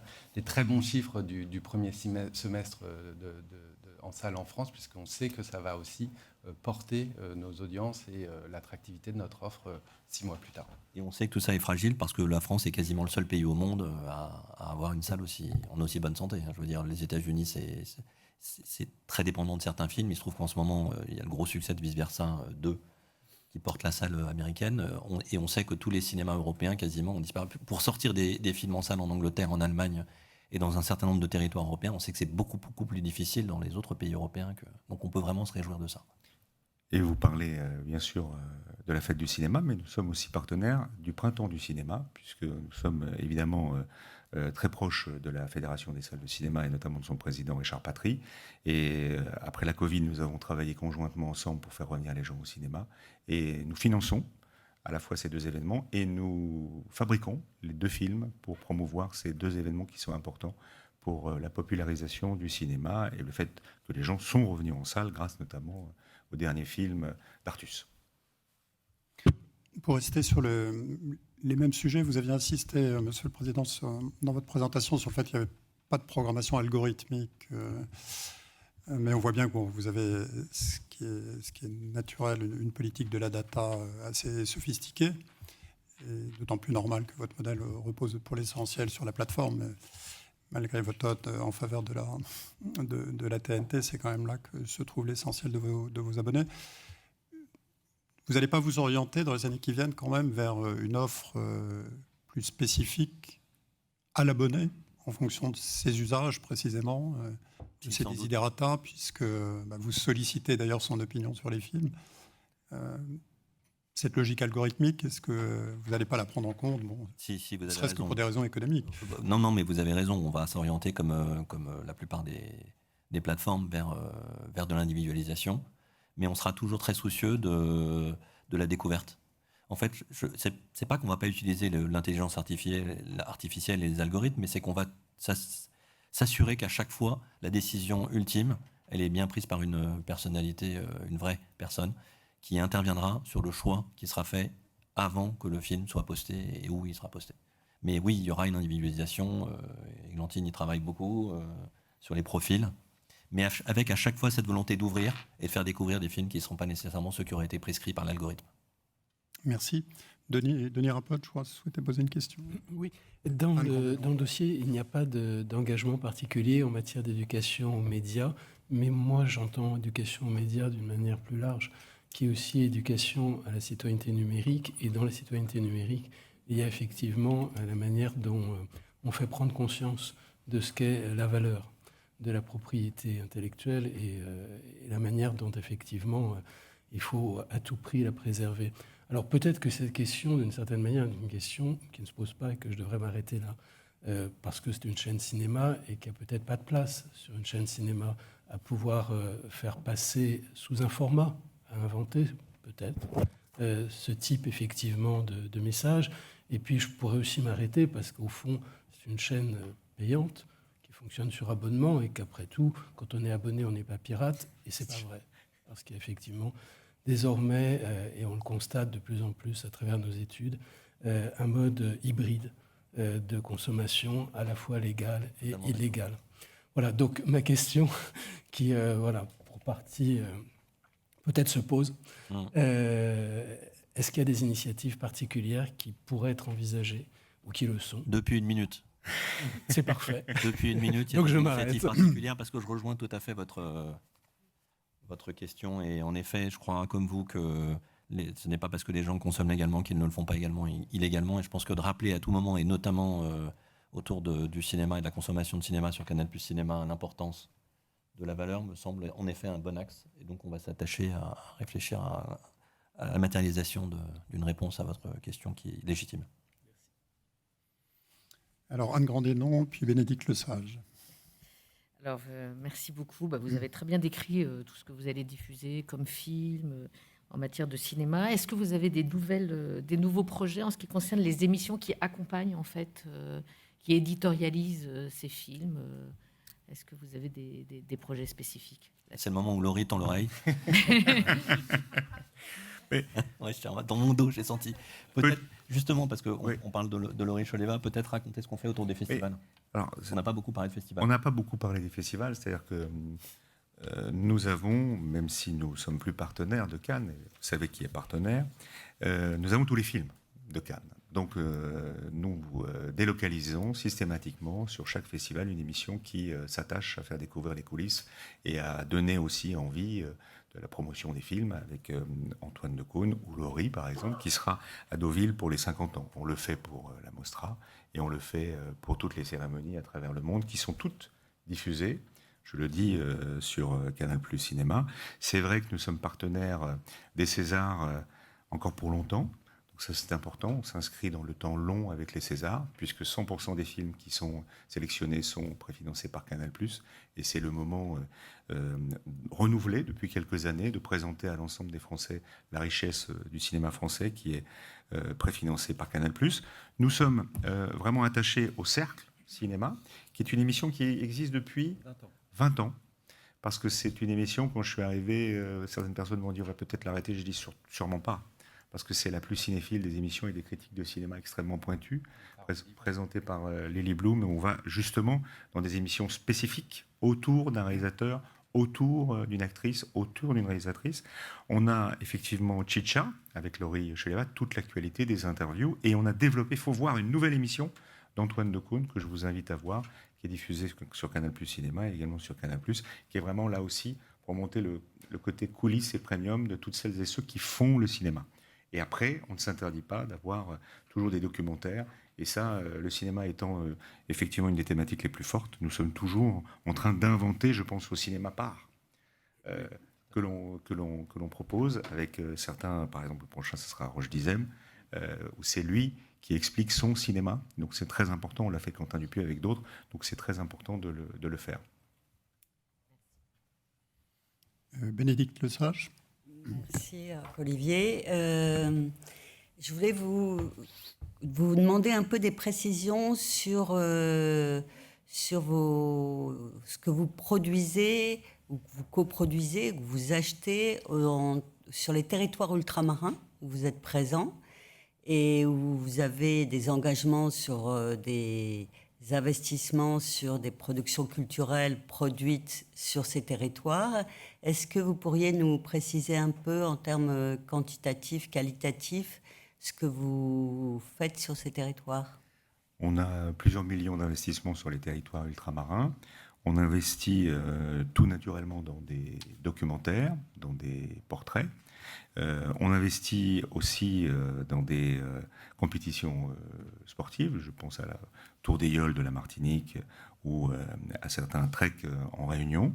On investit aussi un peu sur la fiction et sur la musique, sur les territoires ultramarins, et on diffuse sur ces territoires ces programmes. Et on a un corner sur MyCanal, Monsieur le Président l'évoquait à l'instant, dédié au programme ultramarin qui s'appelle Canal+ Outre-mer et qui met en exergue tous les programmes financés, y compris le cinéma, pour les territoires ultramarins. Et on essaye aussi dans nos préachats de flécher et de faire que les films ou les séries soient aussi produits dans les territoires d'outre-mer avec toutes les difficultés que vous connaissez, Madame la conseillère, mais c'est important pour nous. Et par exemple, nous ferons, pour fêter nos 40 ans, parce que Canal+ fête ses 40 ans, le prochain spectacle de Manu Payet. On espère fêter ses 40 ans. On espère fêter. On fêtera ensemble nos 40 ans. Manu Payet, qui est originaire de la Martinique, de la Réunion. Aïe, aïe, aïe. Donc, à parler créole. Donc, de la Réunion, fera son spectacle depuis la Réunion. Et nous lui avons commandé un documentaire pour nous faire découvrir la Réunion qui s'appelle Rougail Saucisse, pour nous montrer toutes les facettes de l'île. C'est une spécialité culinaire de la Réunion que j'aime beaucoup. Et on fera ça au mois de novembre. Donc, les territoires d'outre-mer sont intrinsèquement attachés à notre ligne éditoriale. Et beaucoup de films aussi sont tournés dans les territoires ultramarins. Laetitia, peut-être. Oui, juste pour rappeler également que nous avons été identifiés, enfin Canal+ Outre-mer a été identifié en 2022 comme étant le seul diffuseur privé à intégrer le pacte de visibilité en faveur des artistes et de la culture ultramarine. Donc c'est vraiment quelque chose qui est essentiel dans nos offres. Et nous travaillons aussi localement à la structuration des filières. C'est évidemment un sujet qui est extrêmement important pour nos filiales en local. Nous capterons aussi le prochain concert de Cassav, puisque aucun autre diffuseur ne voulait le faire, et c'est un plaisir qu'il sera diffusé sur nos antennes. Mais peut-être pas Canal+ Cinéma. Non, pas Canal+ Cinéma. Laurence Péco-Rivolier. Merci, Monsieur le Président.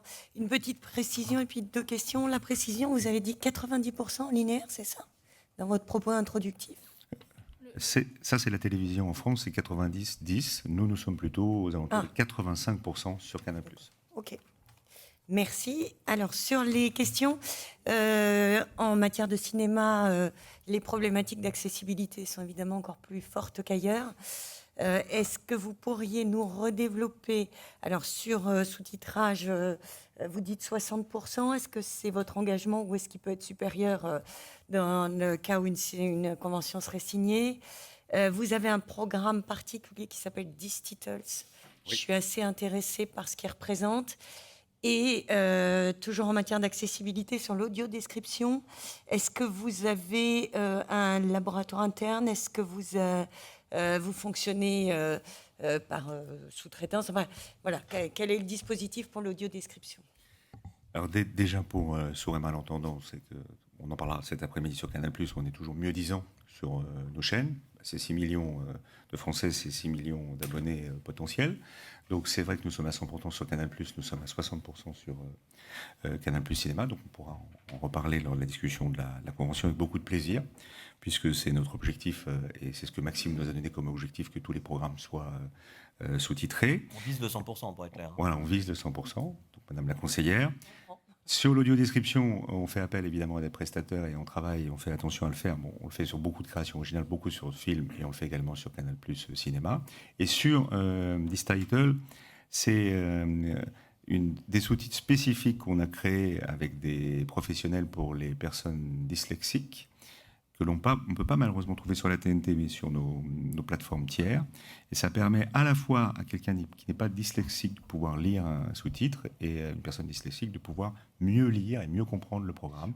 Et ça, on a mis ça en place et on voudrait le mettre sur toutes nos plateformes. Et je dois dire que c'est un grand succès. On a reçu beaucoup de retours positifs de nos abonnés. Je voudrais dire que le This Title, l'innovation, elle est très importante. C'est le sujet d'une personne dyslexique. Il y avait des sous-titres pour les dyslexiques, mais pas qui permettaient d'être lus par des non-dyslexiques. L'innovation, c'est de pouvoir regarder la télévision quand on est dyslexique avec quelqu'un qui ne l'est pas, et donc en fait de regarder un film tout simplement en famille ou avec des amis, ce qui n'était pas possible avant. Il fallait isoler cette personne parce que les autres ne pouvaient pas suivre avec des sous-titres. Voilà, c'est ça l'innovation, et je trouve cette notion de ne pas isoler des personnes qui ont potentiellement un handicap est essentielle, et c'est ça qui nous a plu, et c'est pour ça que Voilà, et toutes les chaînes de la TNT l'ont via MyCanal. Et pour finir, Chicha est disponible en LSF. Voilà, je vous confirme que Chicha est disponible en LSF. Merci. Et sur la place des femmes, donc vous l'avez beaucoup développé dans votre propos introductif, et effectivement, c'est aussi très important pour nous. Le fonds de dotation réalisatrice, donc 1 million d'euros, si j'ai bien lu, et qui compose je ne veux pas les noms, mais les entités qui composent la sélection, c'est Studio Canal. C'est l'équipe de Studio Canal, en fait. D'accord. C'est dirigé par Anna Marche. La production en langue française, c'est François Mergier et son équipe, composée quasi exclusivement de femmes d'ailleurs, à part François lui-même, qui, comme j'évoquais le chiffre assez dramatique qui rejoint toujours souvent les sujets de parité d'ailleurs, c'est à l'origine en fait de très faible nombre de projets qui nous étaient adressés par des femmes, en particulier sur des genres. En fait, on a constaté qu'un certain nombre de réalisatrices considéraient que c'était déjà une chance qu'on finance leurs films, alors il fallait vraiment pas qu'elles demandent trop d'argent, et notamment qu'elles demandent de l'argent pour faire des films coûteux. Et donc souvent des films d'action, d'aventure, voilà. Et donc on s'est orienté vers ces films-là. 1 million, ça n'a pas l'air beaucoup, mais en fait c'est pour du développement de films. Après on accompagnera le film, donc en fait c'est beaucoup.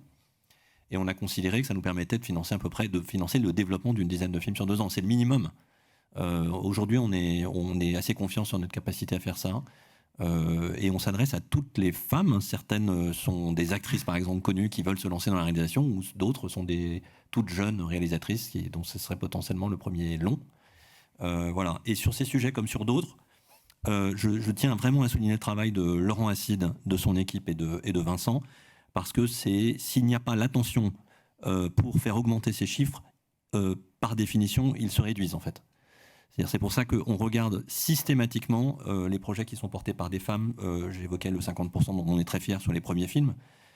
Et ensuite, je ne l'ai pas cité, mais on pourrait y passer des heures, sur les deuxièmes, sur les troisièmes, parce que quand on a réussi à faire le premier, il faut faire le deuxième. Quand on a réussi à faire le deuxième, il faut faire le troisième. Donc j'ai cité les premiers, mais on est très attentif à la suite.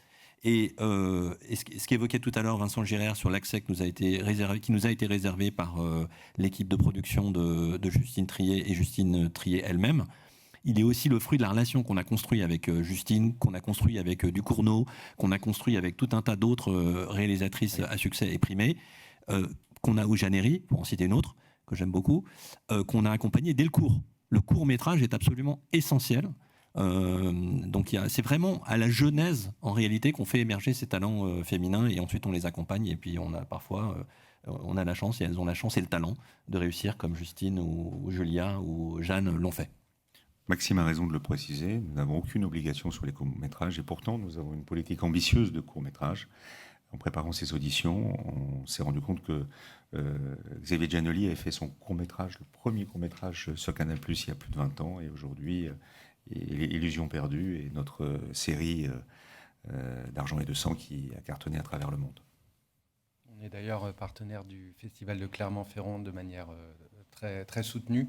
Et c'est une vingtaine de préachats, ce qui en court-métrage est vraiment une permission de fabriquer l'œuvre qui sont effectués chaque année par l'équipe dirigée par Brigitte Bardot. Merci.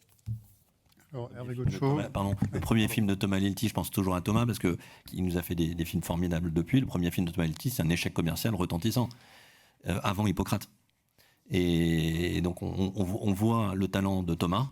On finance son premier film et il ne faut pas s'arrêter là. Il faut considérer que même si le premier est un échec commercial, pas artistique mais commercial, il faut continuer à accompagner. Et après, ça donne Hippocrate et Médecin de campagne et tous les films formidables que Thomas Lilti a produits pour ce pays.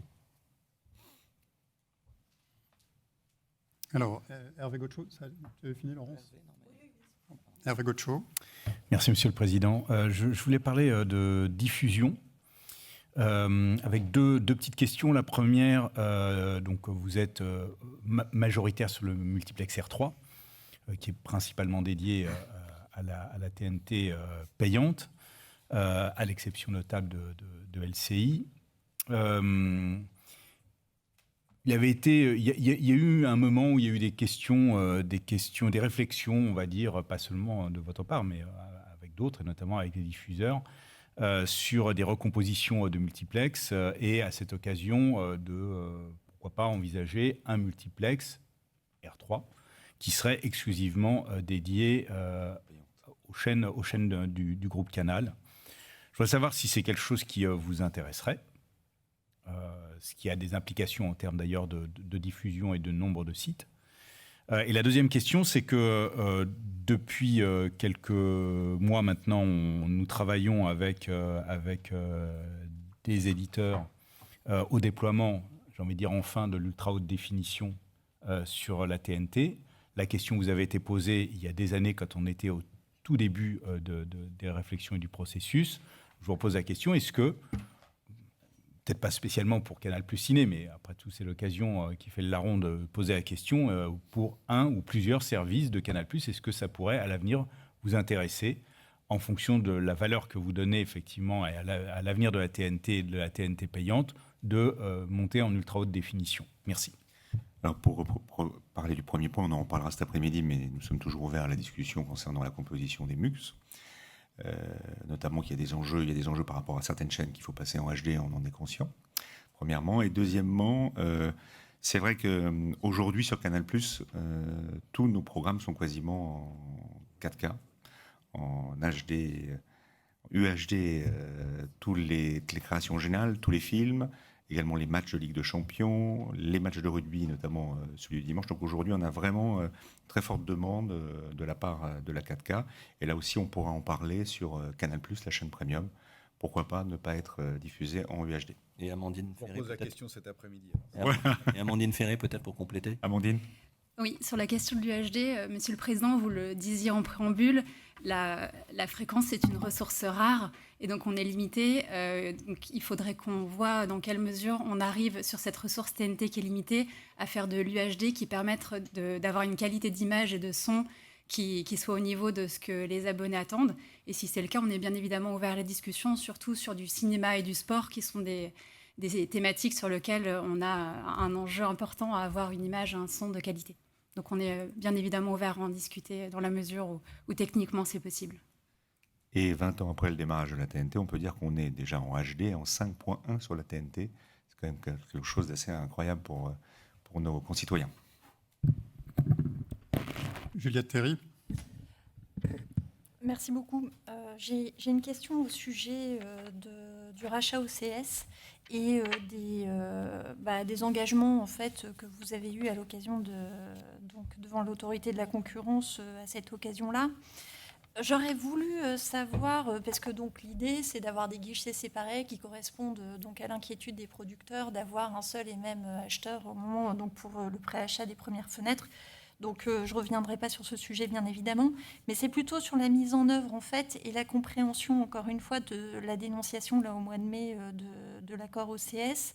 Donc la prise de décision, le budget, la comptabilité, donc ça c'est bien séparé, mais en même temps l'idée est d'avoir un accord commun avec Ciné+, et Ciné+ OCS étant aussi dans une offre de convergence éditoriale. Donc juste pour que je comprenne très concrètement comment ça se passe. Et aussi, est-ce que c'est un sujet, puisque ce que vous aviez annoncé, donc Monsieur Saada, c'était en février dernier, je pense, sur la question des 5 ans. Est-ce que précisément ce sujet revient sur la table et expliquerait les réticences des producteurs à accepter cette belle proposition, ou est-ce qu'il y a d'autres sujets et quels sont-ils? Merci. Merci beaucoup, Madame la conseillère. Je vais commencer, je vais laisser Laetitia Ménassé compléter. On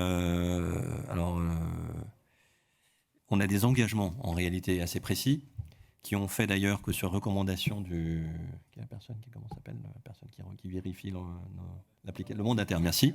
Le Mandataire nous a d'ailleurs suggéré que je sorte du comité de décision cinéma OCS dans lequel j'étais. Et donc je me suis exécuté immédiatement puisque comme je suis effectivement dans le comité cinéma, j'étais la seule personne qui était dans les deux. Et donc, on m'a gentiment demandé de sortir, enfin Laetitia moins gentiment, mais le mandataire gentiment. Et donc, je suis sorti pour vous dire, donc l'application, elle est stricte. Aucune personne qui est dans le comité cinéma de Canal+ n'est dans le comité OCS et réciproquement.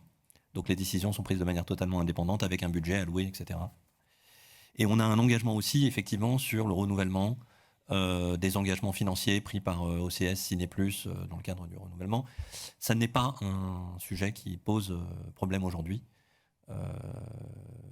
voilà, je vais te laisser compléter, mais ça ne fait pas partie des sujets qui posent difficulté. Je crois que tu en as dit déjà beaucoup, mais pour essayer de recoller les morceaux de tout ce puzzle qui n'est pas évidemment extrêmement simple dans le moment que nous vivons, qui est celui de la renégociation des accords à venir à partir de 2025. Effectivement, nous avons des engagements très précis qui ont été pris auprès de l'autorité de la concurrence. Le comité cinéma OCS, Ciné Plus OCS, a été mis en place. Il est dirigé aujourd'hui par Myriam Hassen, qui dirige elle-même ce comité, qui fonctionne de façon totalement autonome du comité cinéma de Canal+, et qui a vocation à financer de façon autonome des films qui concerneront l'offre dédiée Ciné Plus OCS. On a même pris l'engagement d'acheter des films pour OCS qui ont été refusés par Canal+. Absolument. S'agissant de l'accord cinéma à venir, il a vocation à encadrer le financement de la création au titre de l'ensemble des chaînes Canal+, cinéma, que ce soit en principe plutôt les chaînes payantes. On exclut en général les chaînes gratuites de ces accords cinéma, mais en tout cas, cet accord a vocation, s'il est signé et si nous arrivons à négocier, à définir une enveloppe globale de financement.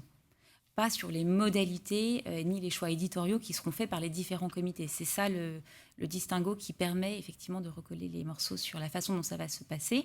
Et naturellement, nous avons dénoncé l'accord OCS pour qu'il ne soit pas reconduit tacitement et qu'on puisse aligner les deux couloirs de nage que sont le financement de l'offre des anciennes chaînes Canal+ strictes et futur OCS Ciné+. Mais c'était entendu avec les organisations. Absolument, absolument.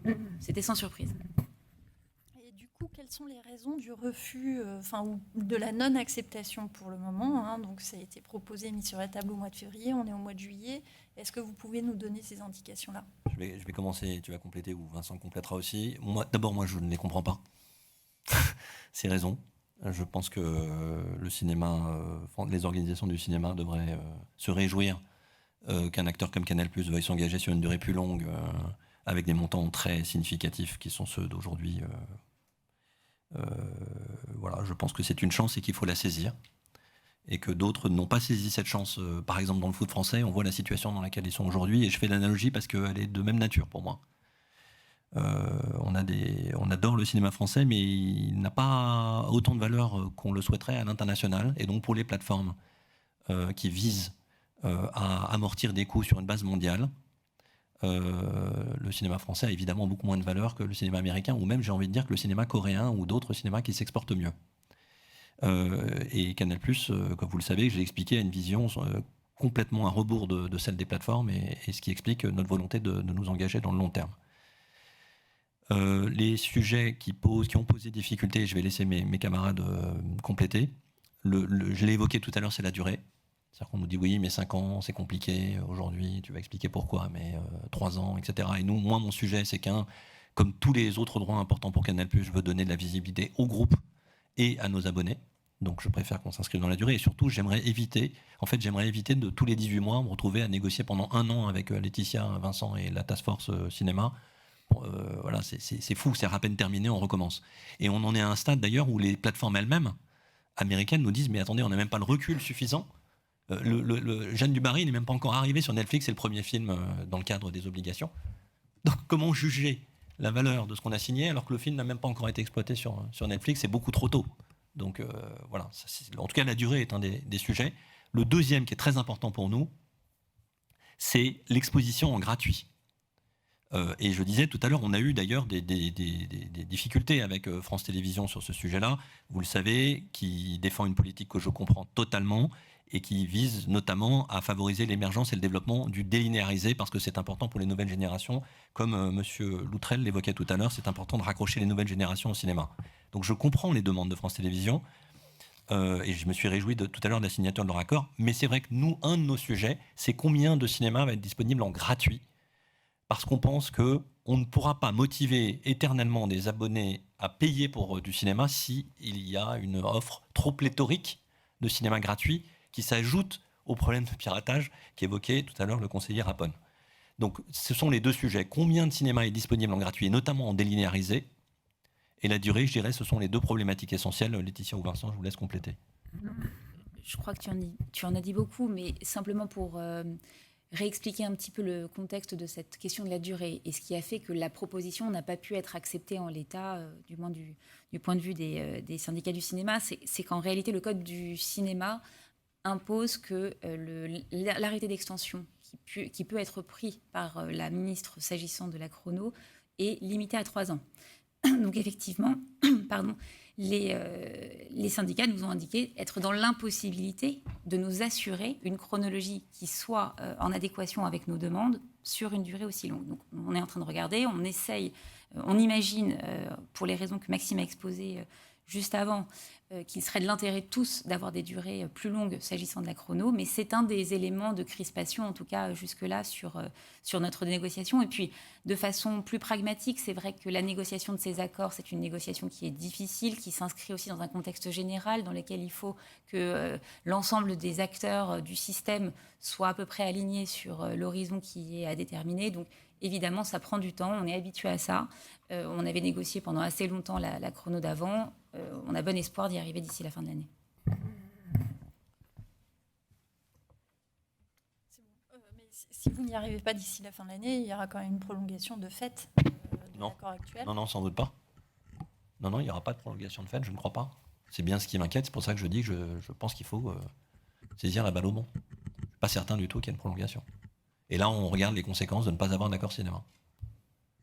Ça veut dire que, par exemple, la chrono de Canal, potentiellement, repasse de 6 à 9 mois. Ça veut dire que les obligations de Canal+, qui sont aujourd'hui signées sur une base forfaitaire, au-dessus des obligations de Canal, redescendent au niveau des obligations. Ça a un certain nombre de conséquences. Oui. Non, mais vous avez dénoncé les accords. Donc, ou en tout cas, vous avez précisé qu'il n'y aurait pas de renouvellement à votre initiative. Donc, vous bénéficiez également de cette situation. De quelle situation ? Du fait qu'après décembre 2024, en cas d'absence de négociation, il y aura, donc, comme vous dites, plus d'accord. Et donc, pour Canal, une situation différenciée en termes de chronologie. Mais ça vient bien, ce non-renouvellement, c'est bien votre initiative, là, au mois de mai. Au mois de mai, vous avez bien précisé que vous ne renouvelleriez pas les accords. Oui, mais c'était... Pardon, juste pour préciser... Encore une fois, la question des accords cinéma, elle s'inscrit aussi dans un accord de chronologie. La chronologie, comme vous le savez, elle va s'arrêter de toute façon en février 25.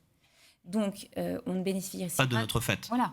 On ne bénéficiera pas de la situation, puisqu'encore une fois, on n'est pas assuré des paramètres de la nouvelle chronologie qui serait, le cas échéant, mise en œuvre. Donc, au contraire, je pense que ça serait effectivement quelque chose de tout à fait négatif pour le groupe Canal. Encore une fois, on souhaite y arriver, mais on ne bénéficiera pas d'une situation d'aubaine pendant les 2 mois qui nous sépareront de la fin de la chrono. Je pense que c'est effectivement pas du tout le sujet dans lequel nous nous situons.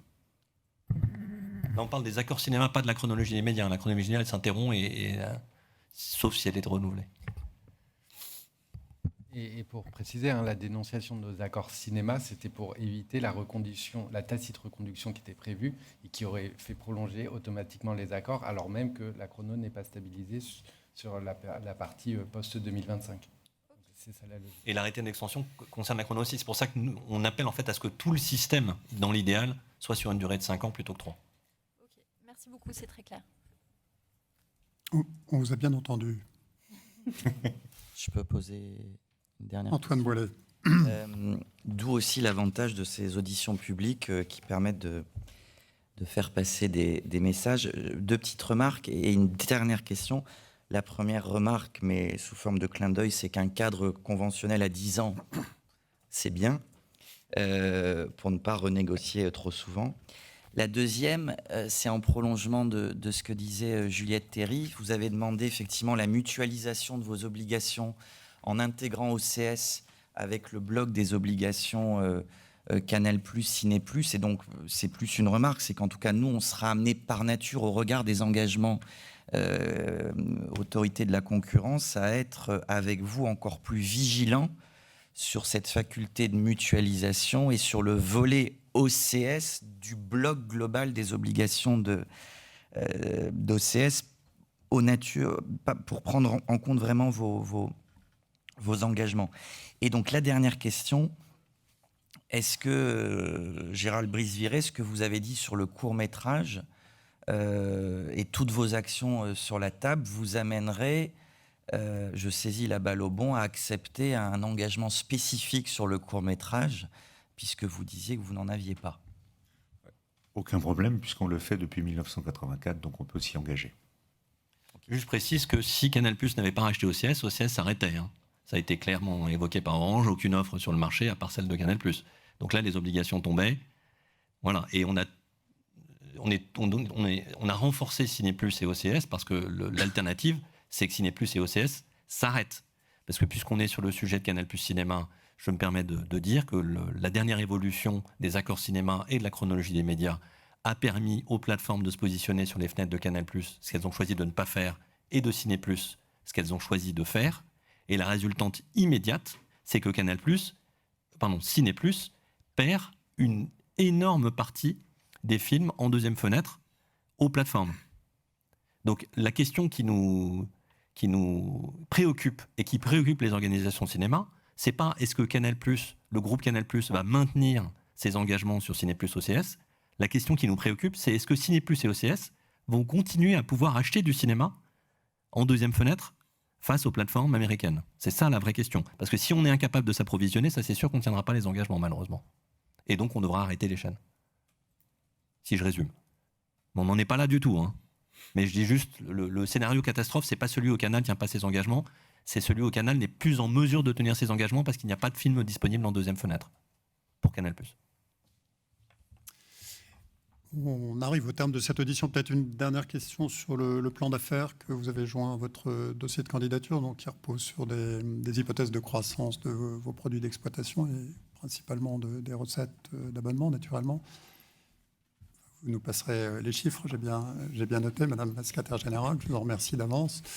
Quelle est la ventilation entre l'effet volume et l'effet prix sur cette croissance et en substance, ce que sera votre politique tarifaire pour les années qui viennent? Est-ce que vous tablez plutôt sur une croissance de vos abonnés avec une politique de prix stable ou... On pourra vous communiquer les données par la suite, voilà. Données un peu confidentielles. Merci. Il y a un mix des deux pour répondre très schématiquement de valeur et de volume. On y reviendra d'ailleurs cet après-midi, mais grâce au talent d'Églantine Leclabar, de Christophe Pinard-Legris, qui s'occupe du business en France, ça fait plusieurs années consécutives qu'on retrouve une croissance du parc Canal+ et du parc Canal+ Cinéma et Canal+ Sport et qui nous permet d'être optimiste sur la suite pour le chiffre d'affaires de Canal+. Et pour finir, rappeler qu'il n'y a pas de publicité sur Canal+ Cinéma. Ça ne nous a pas échappé. Merci beaucoup et à cet après-midi. Merci à vous.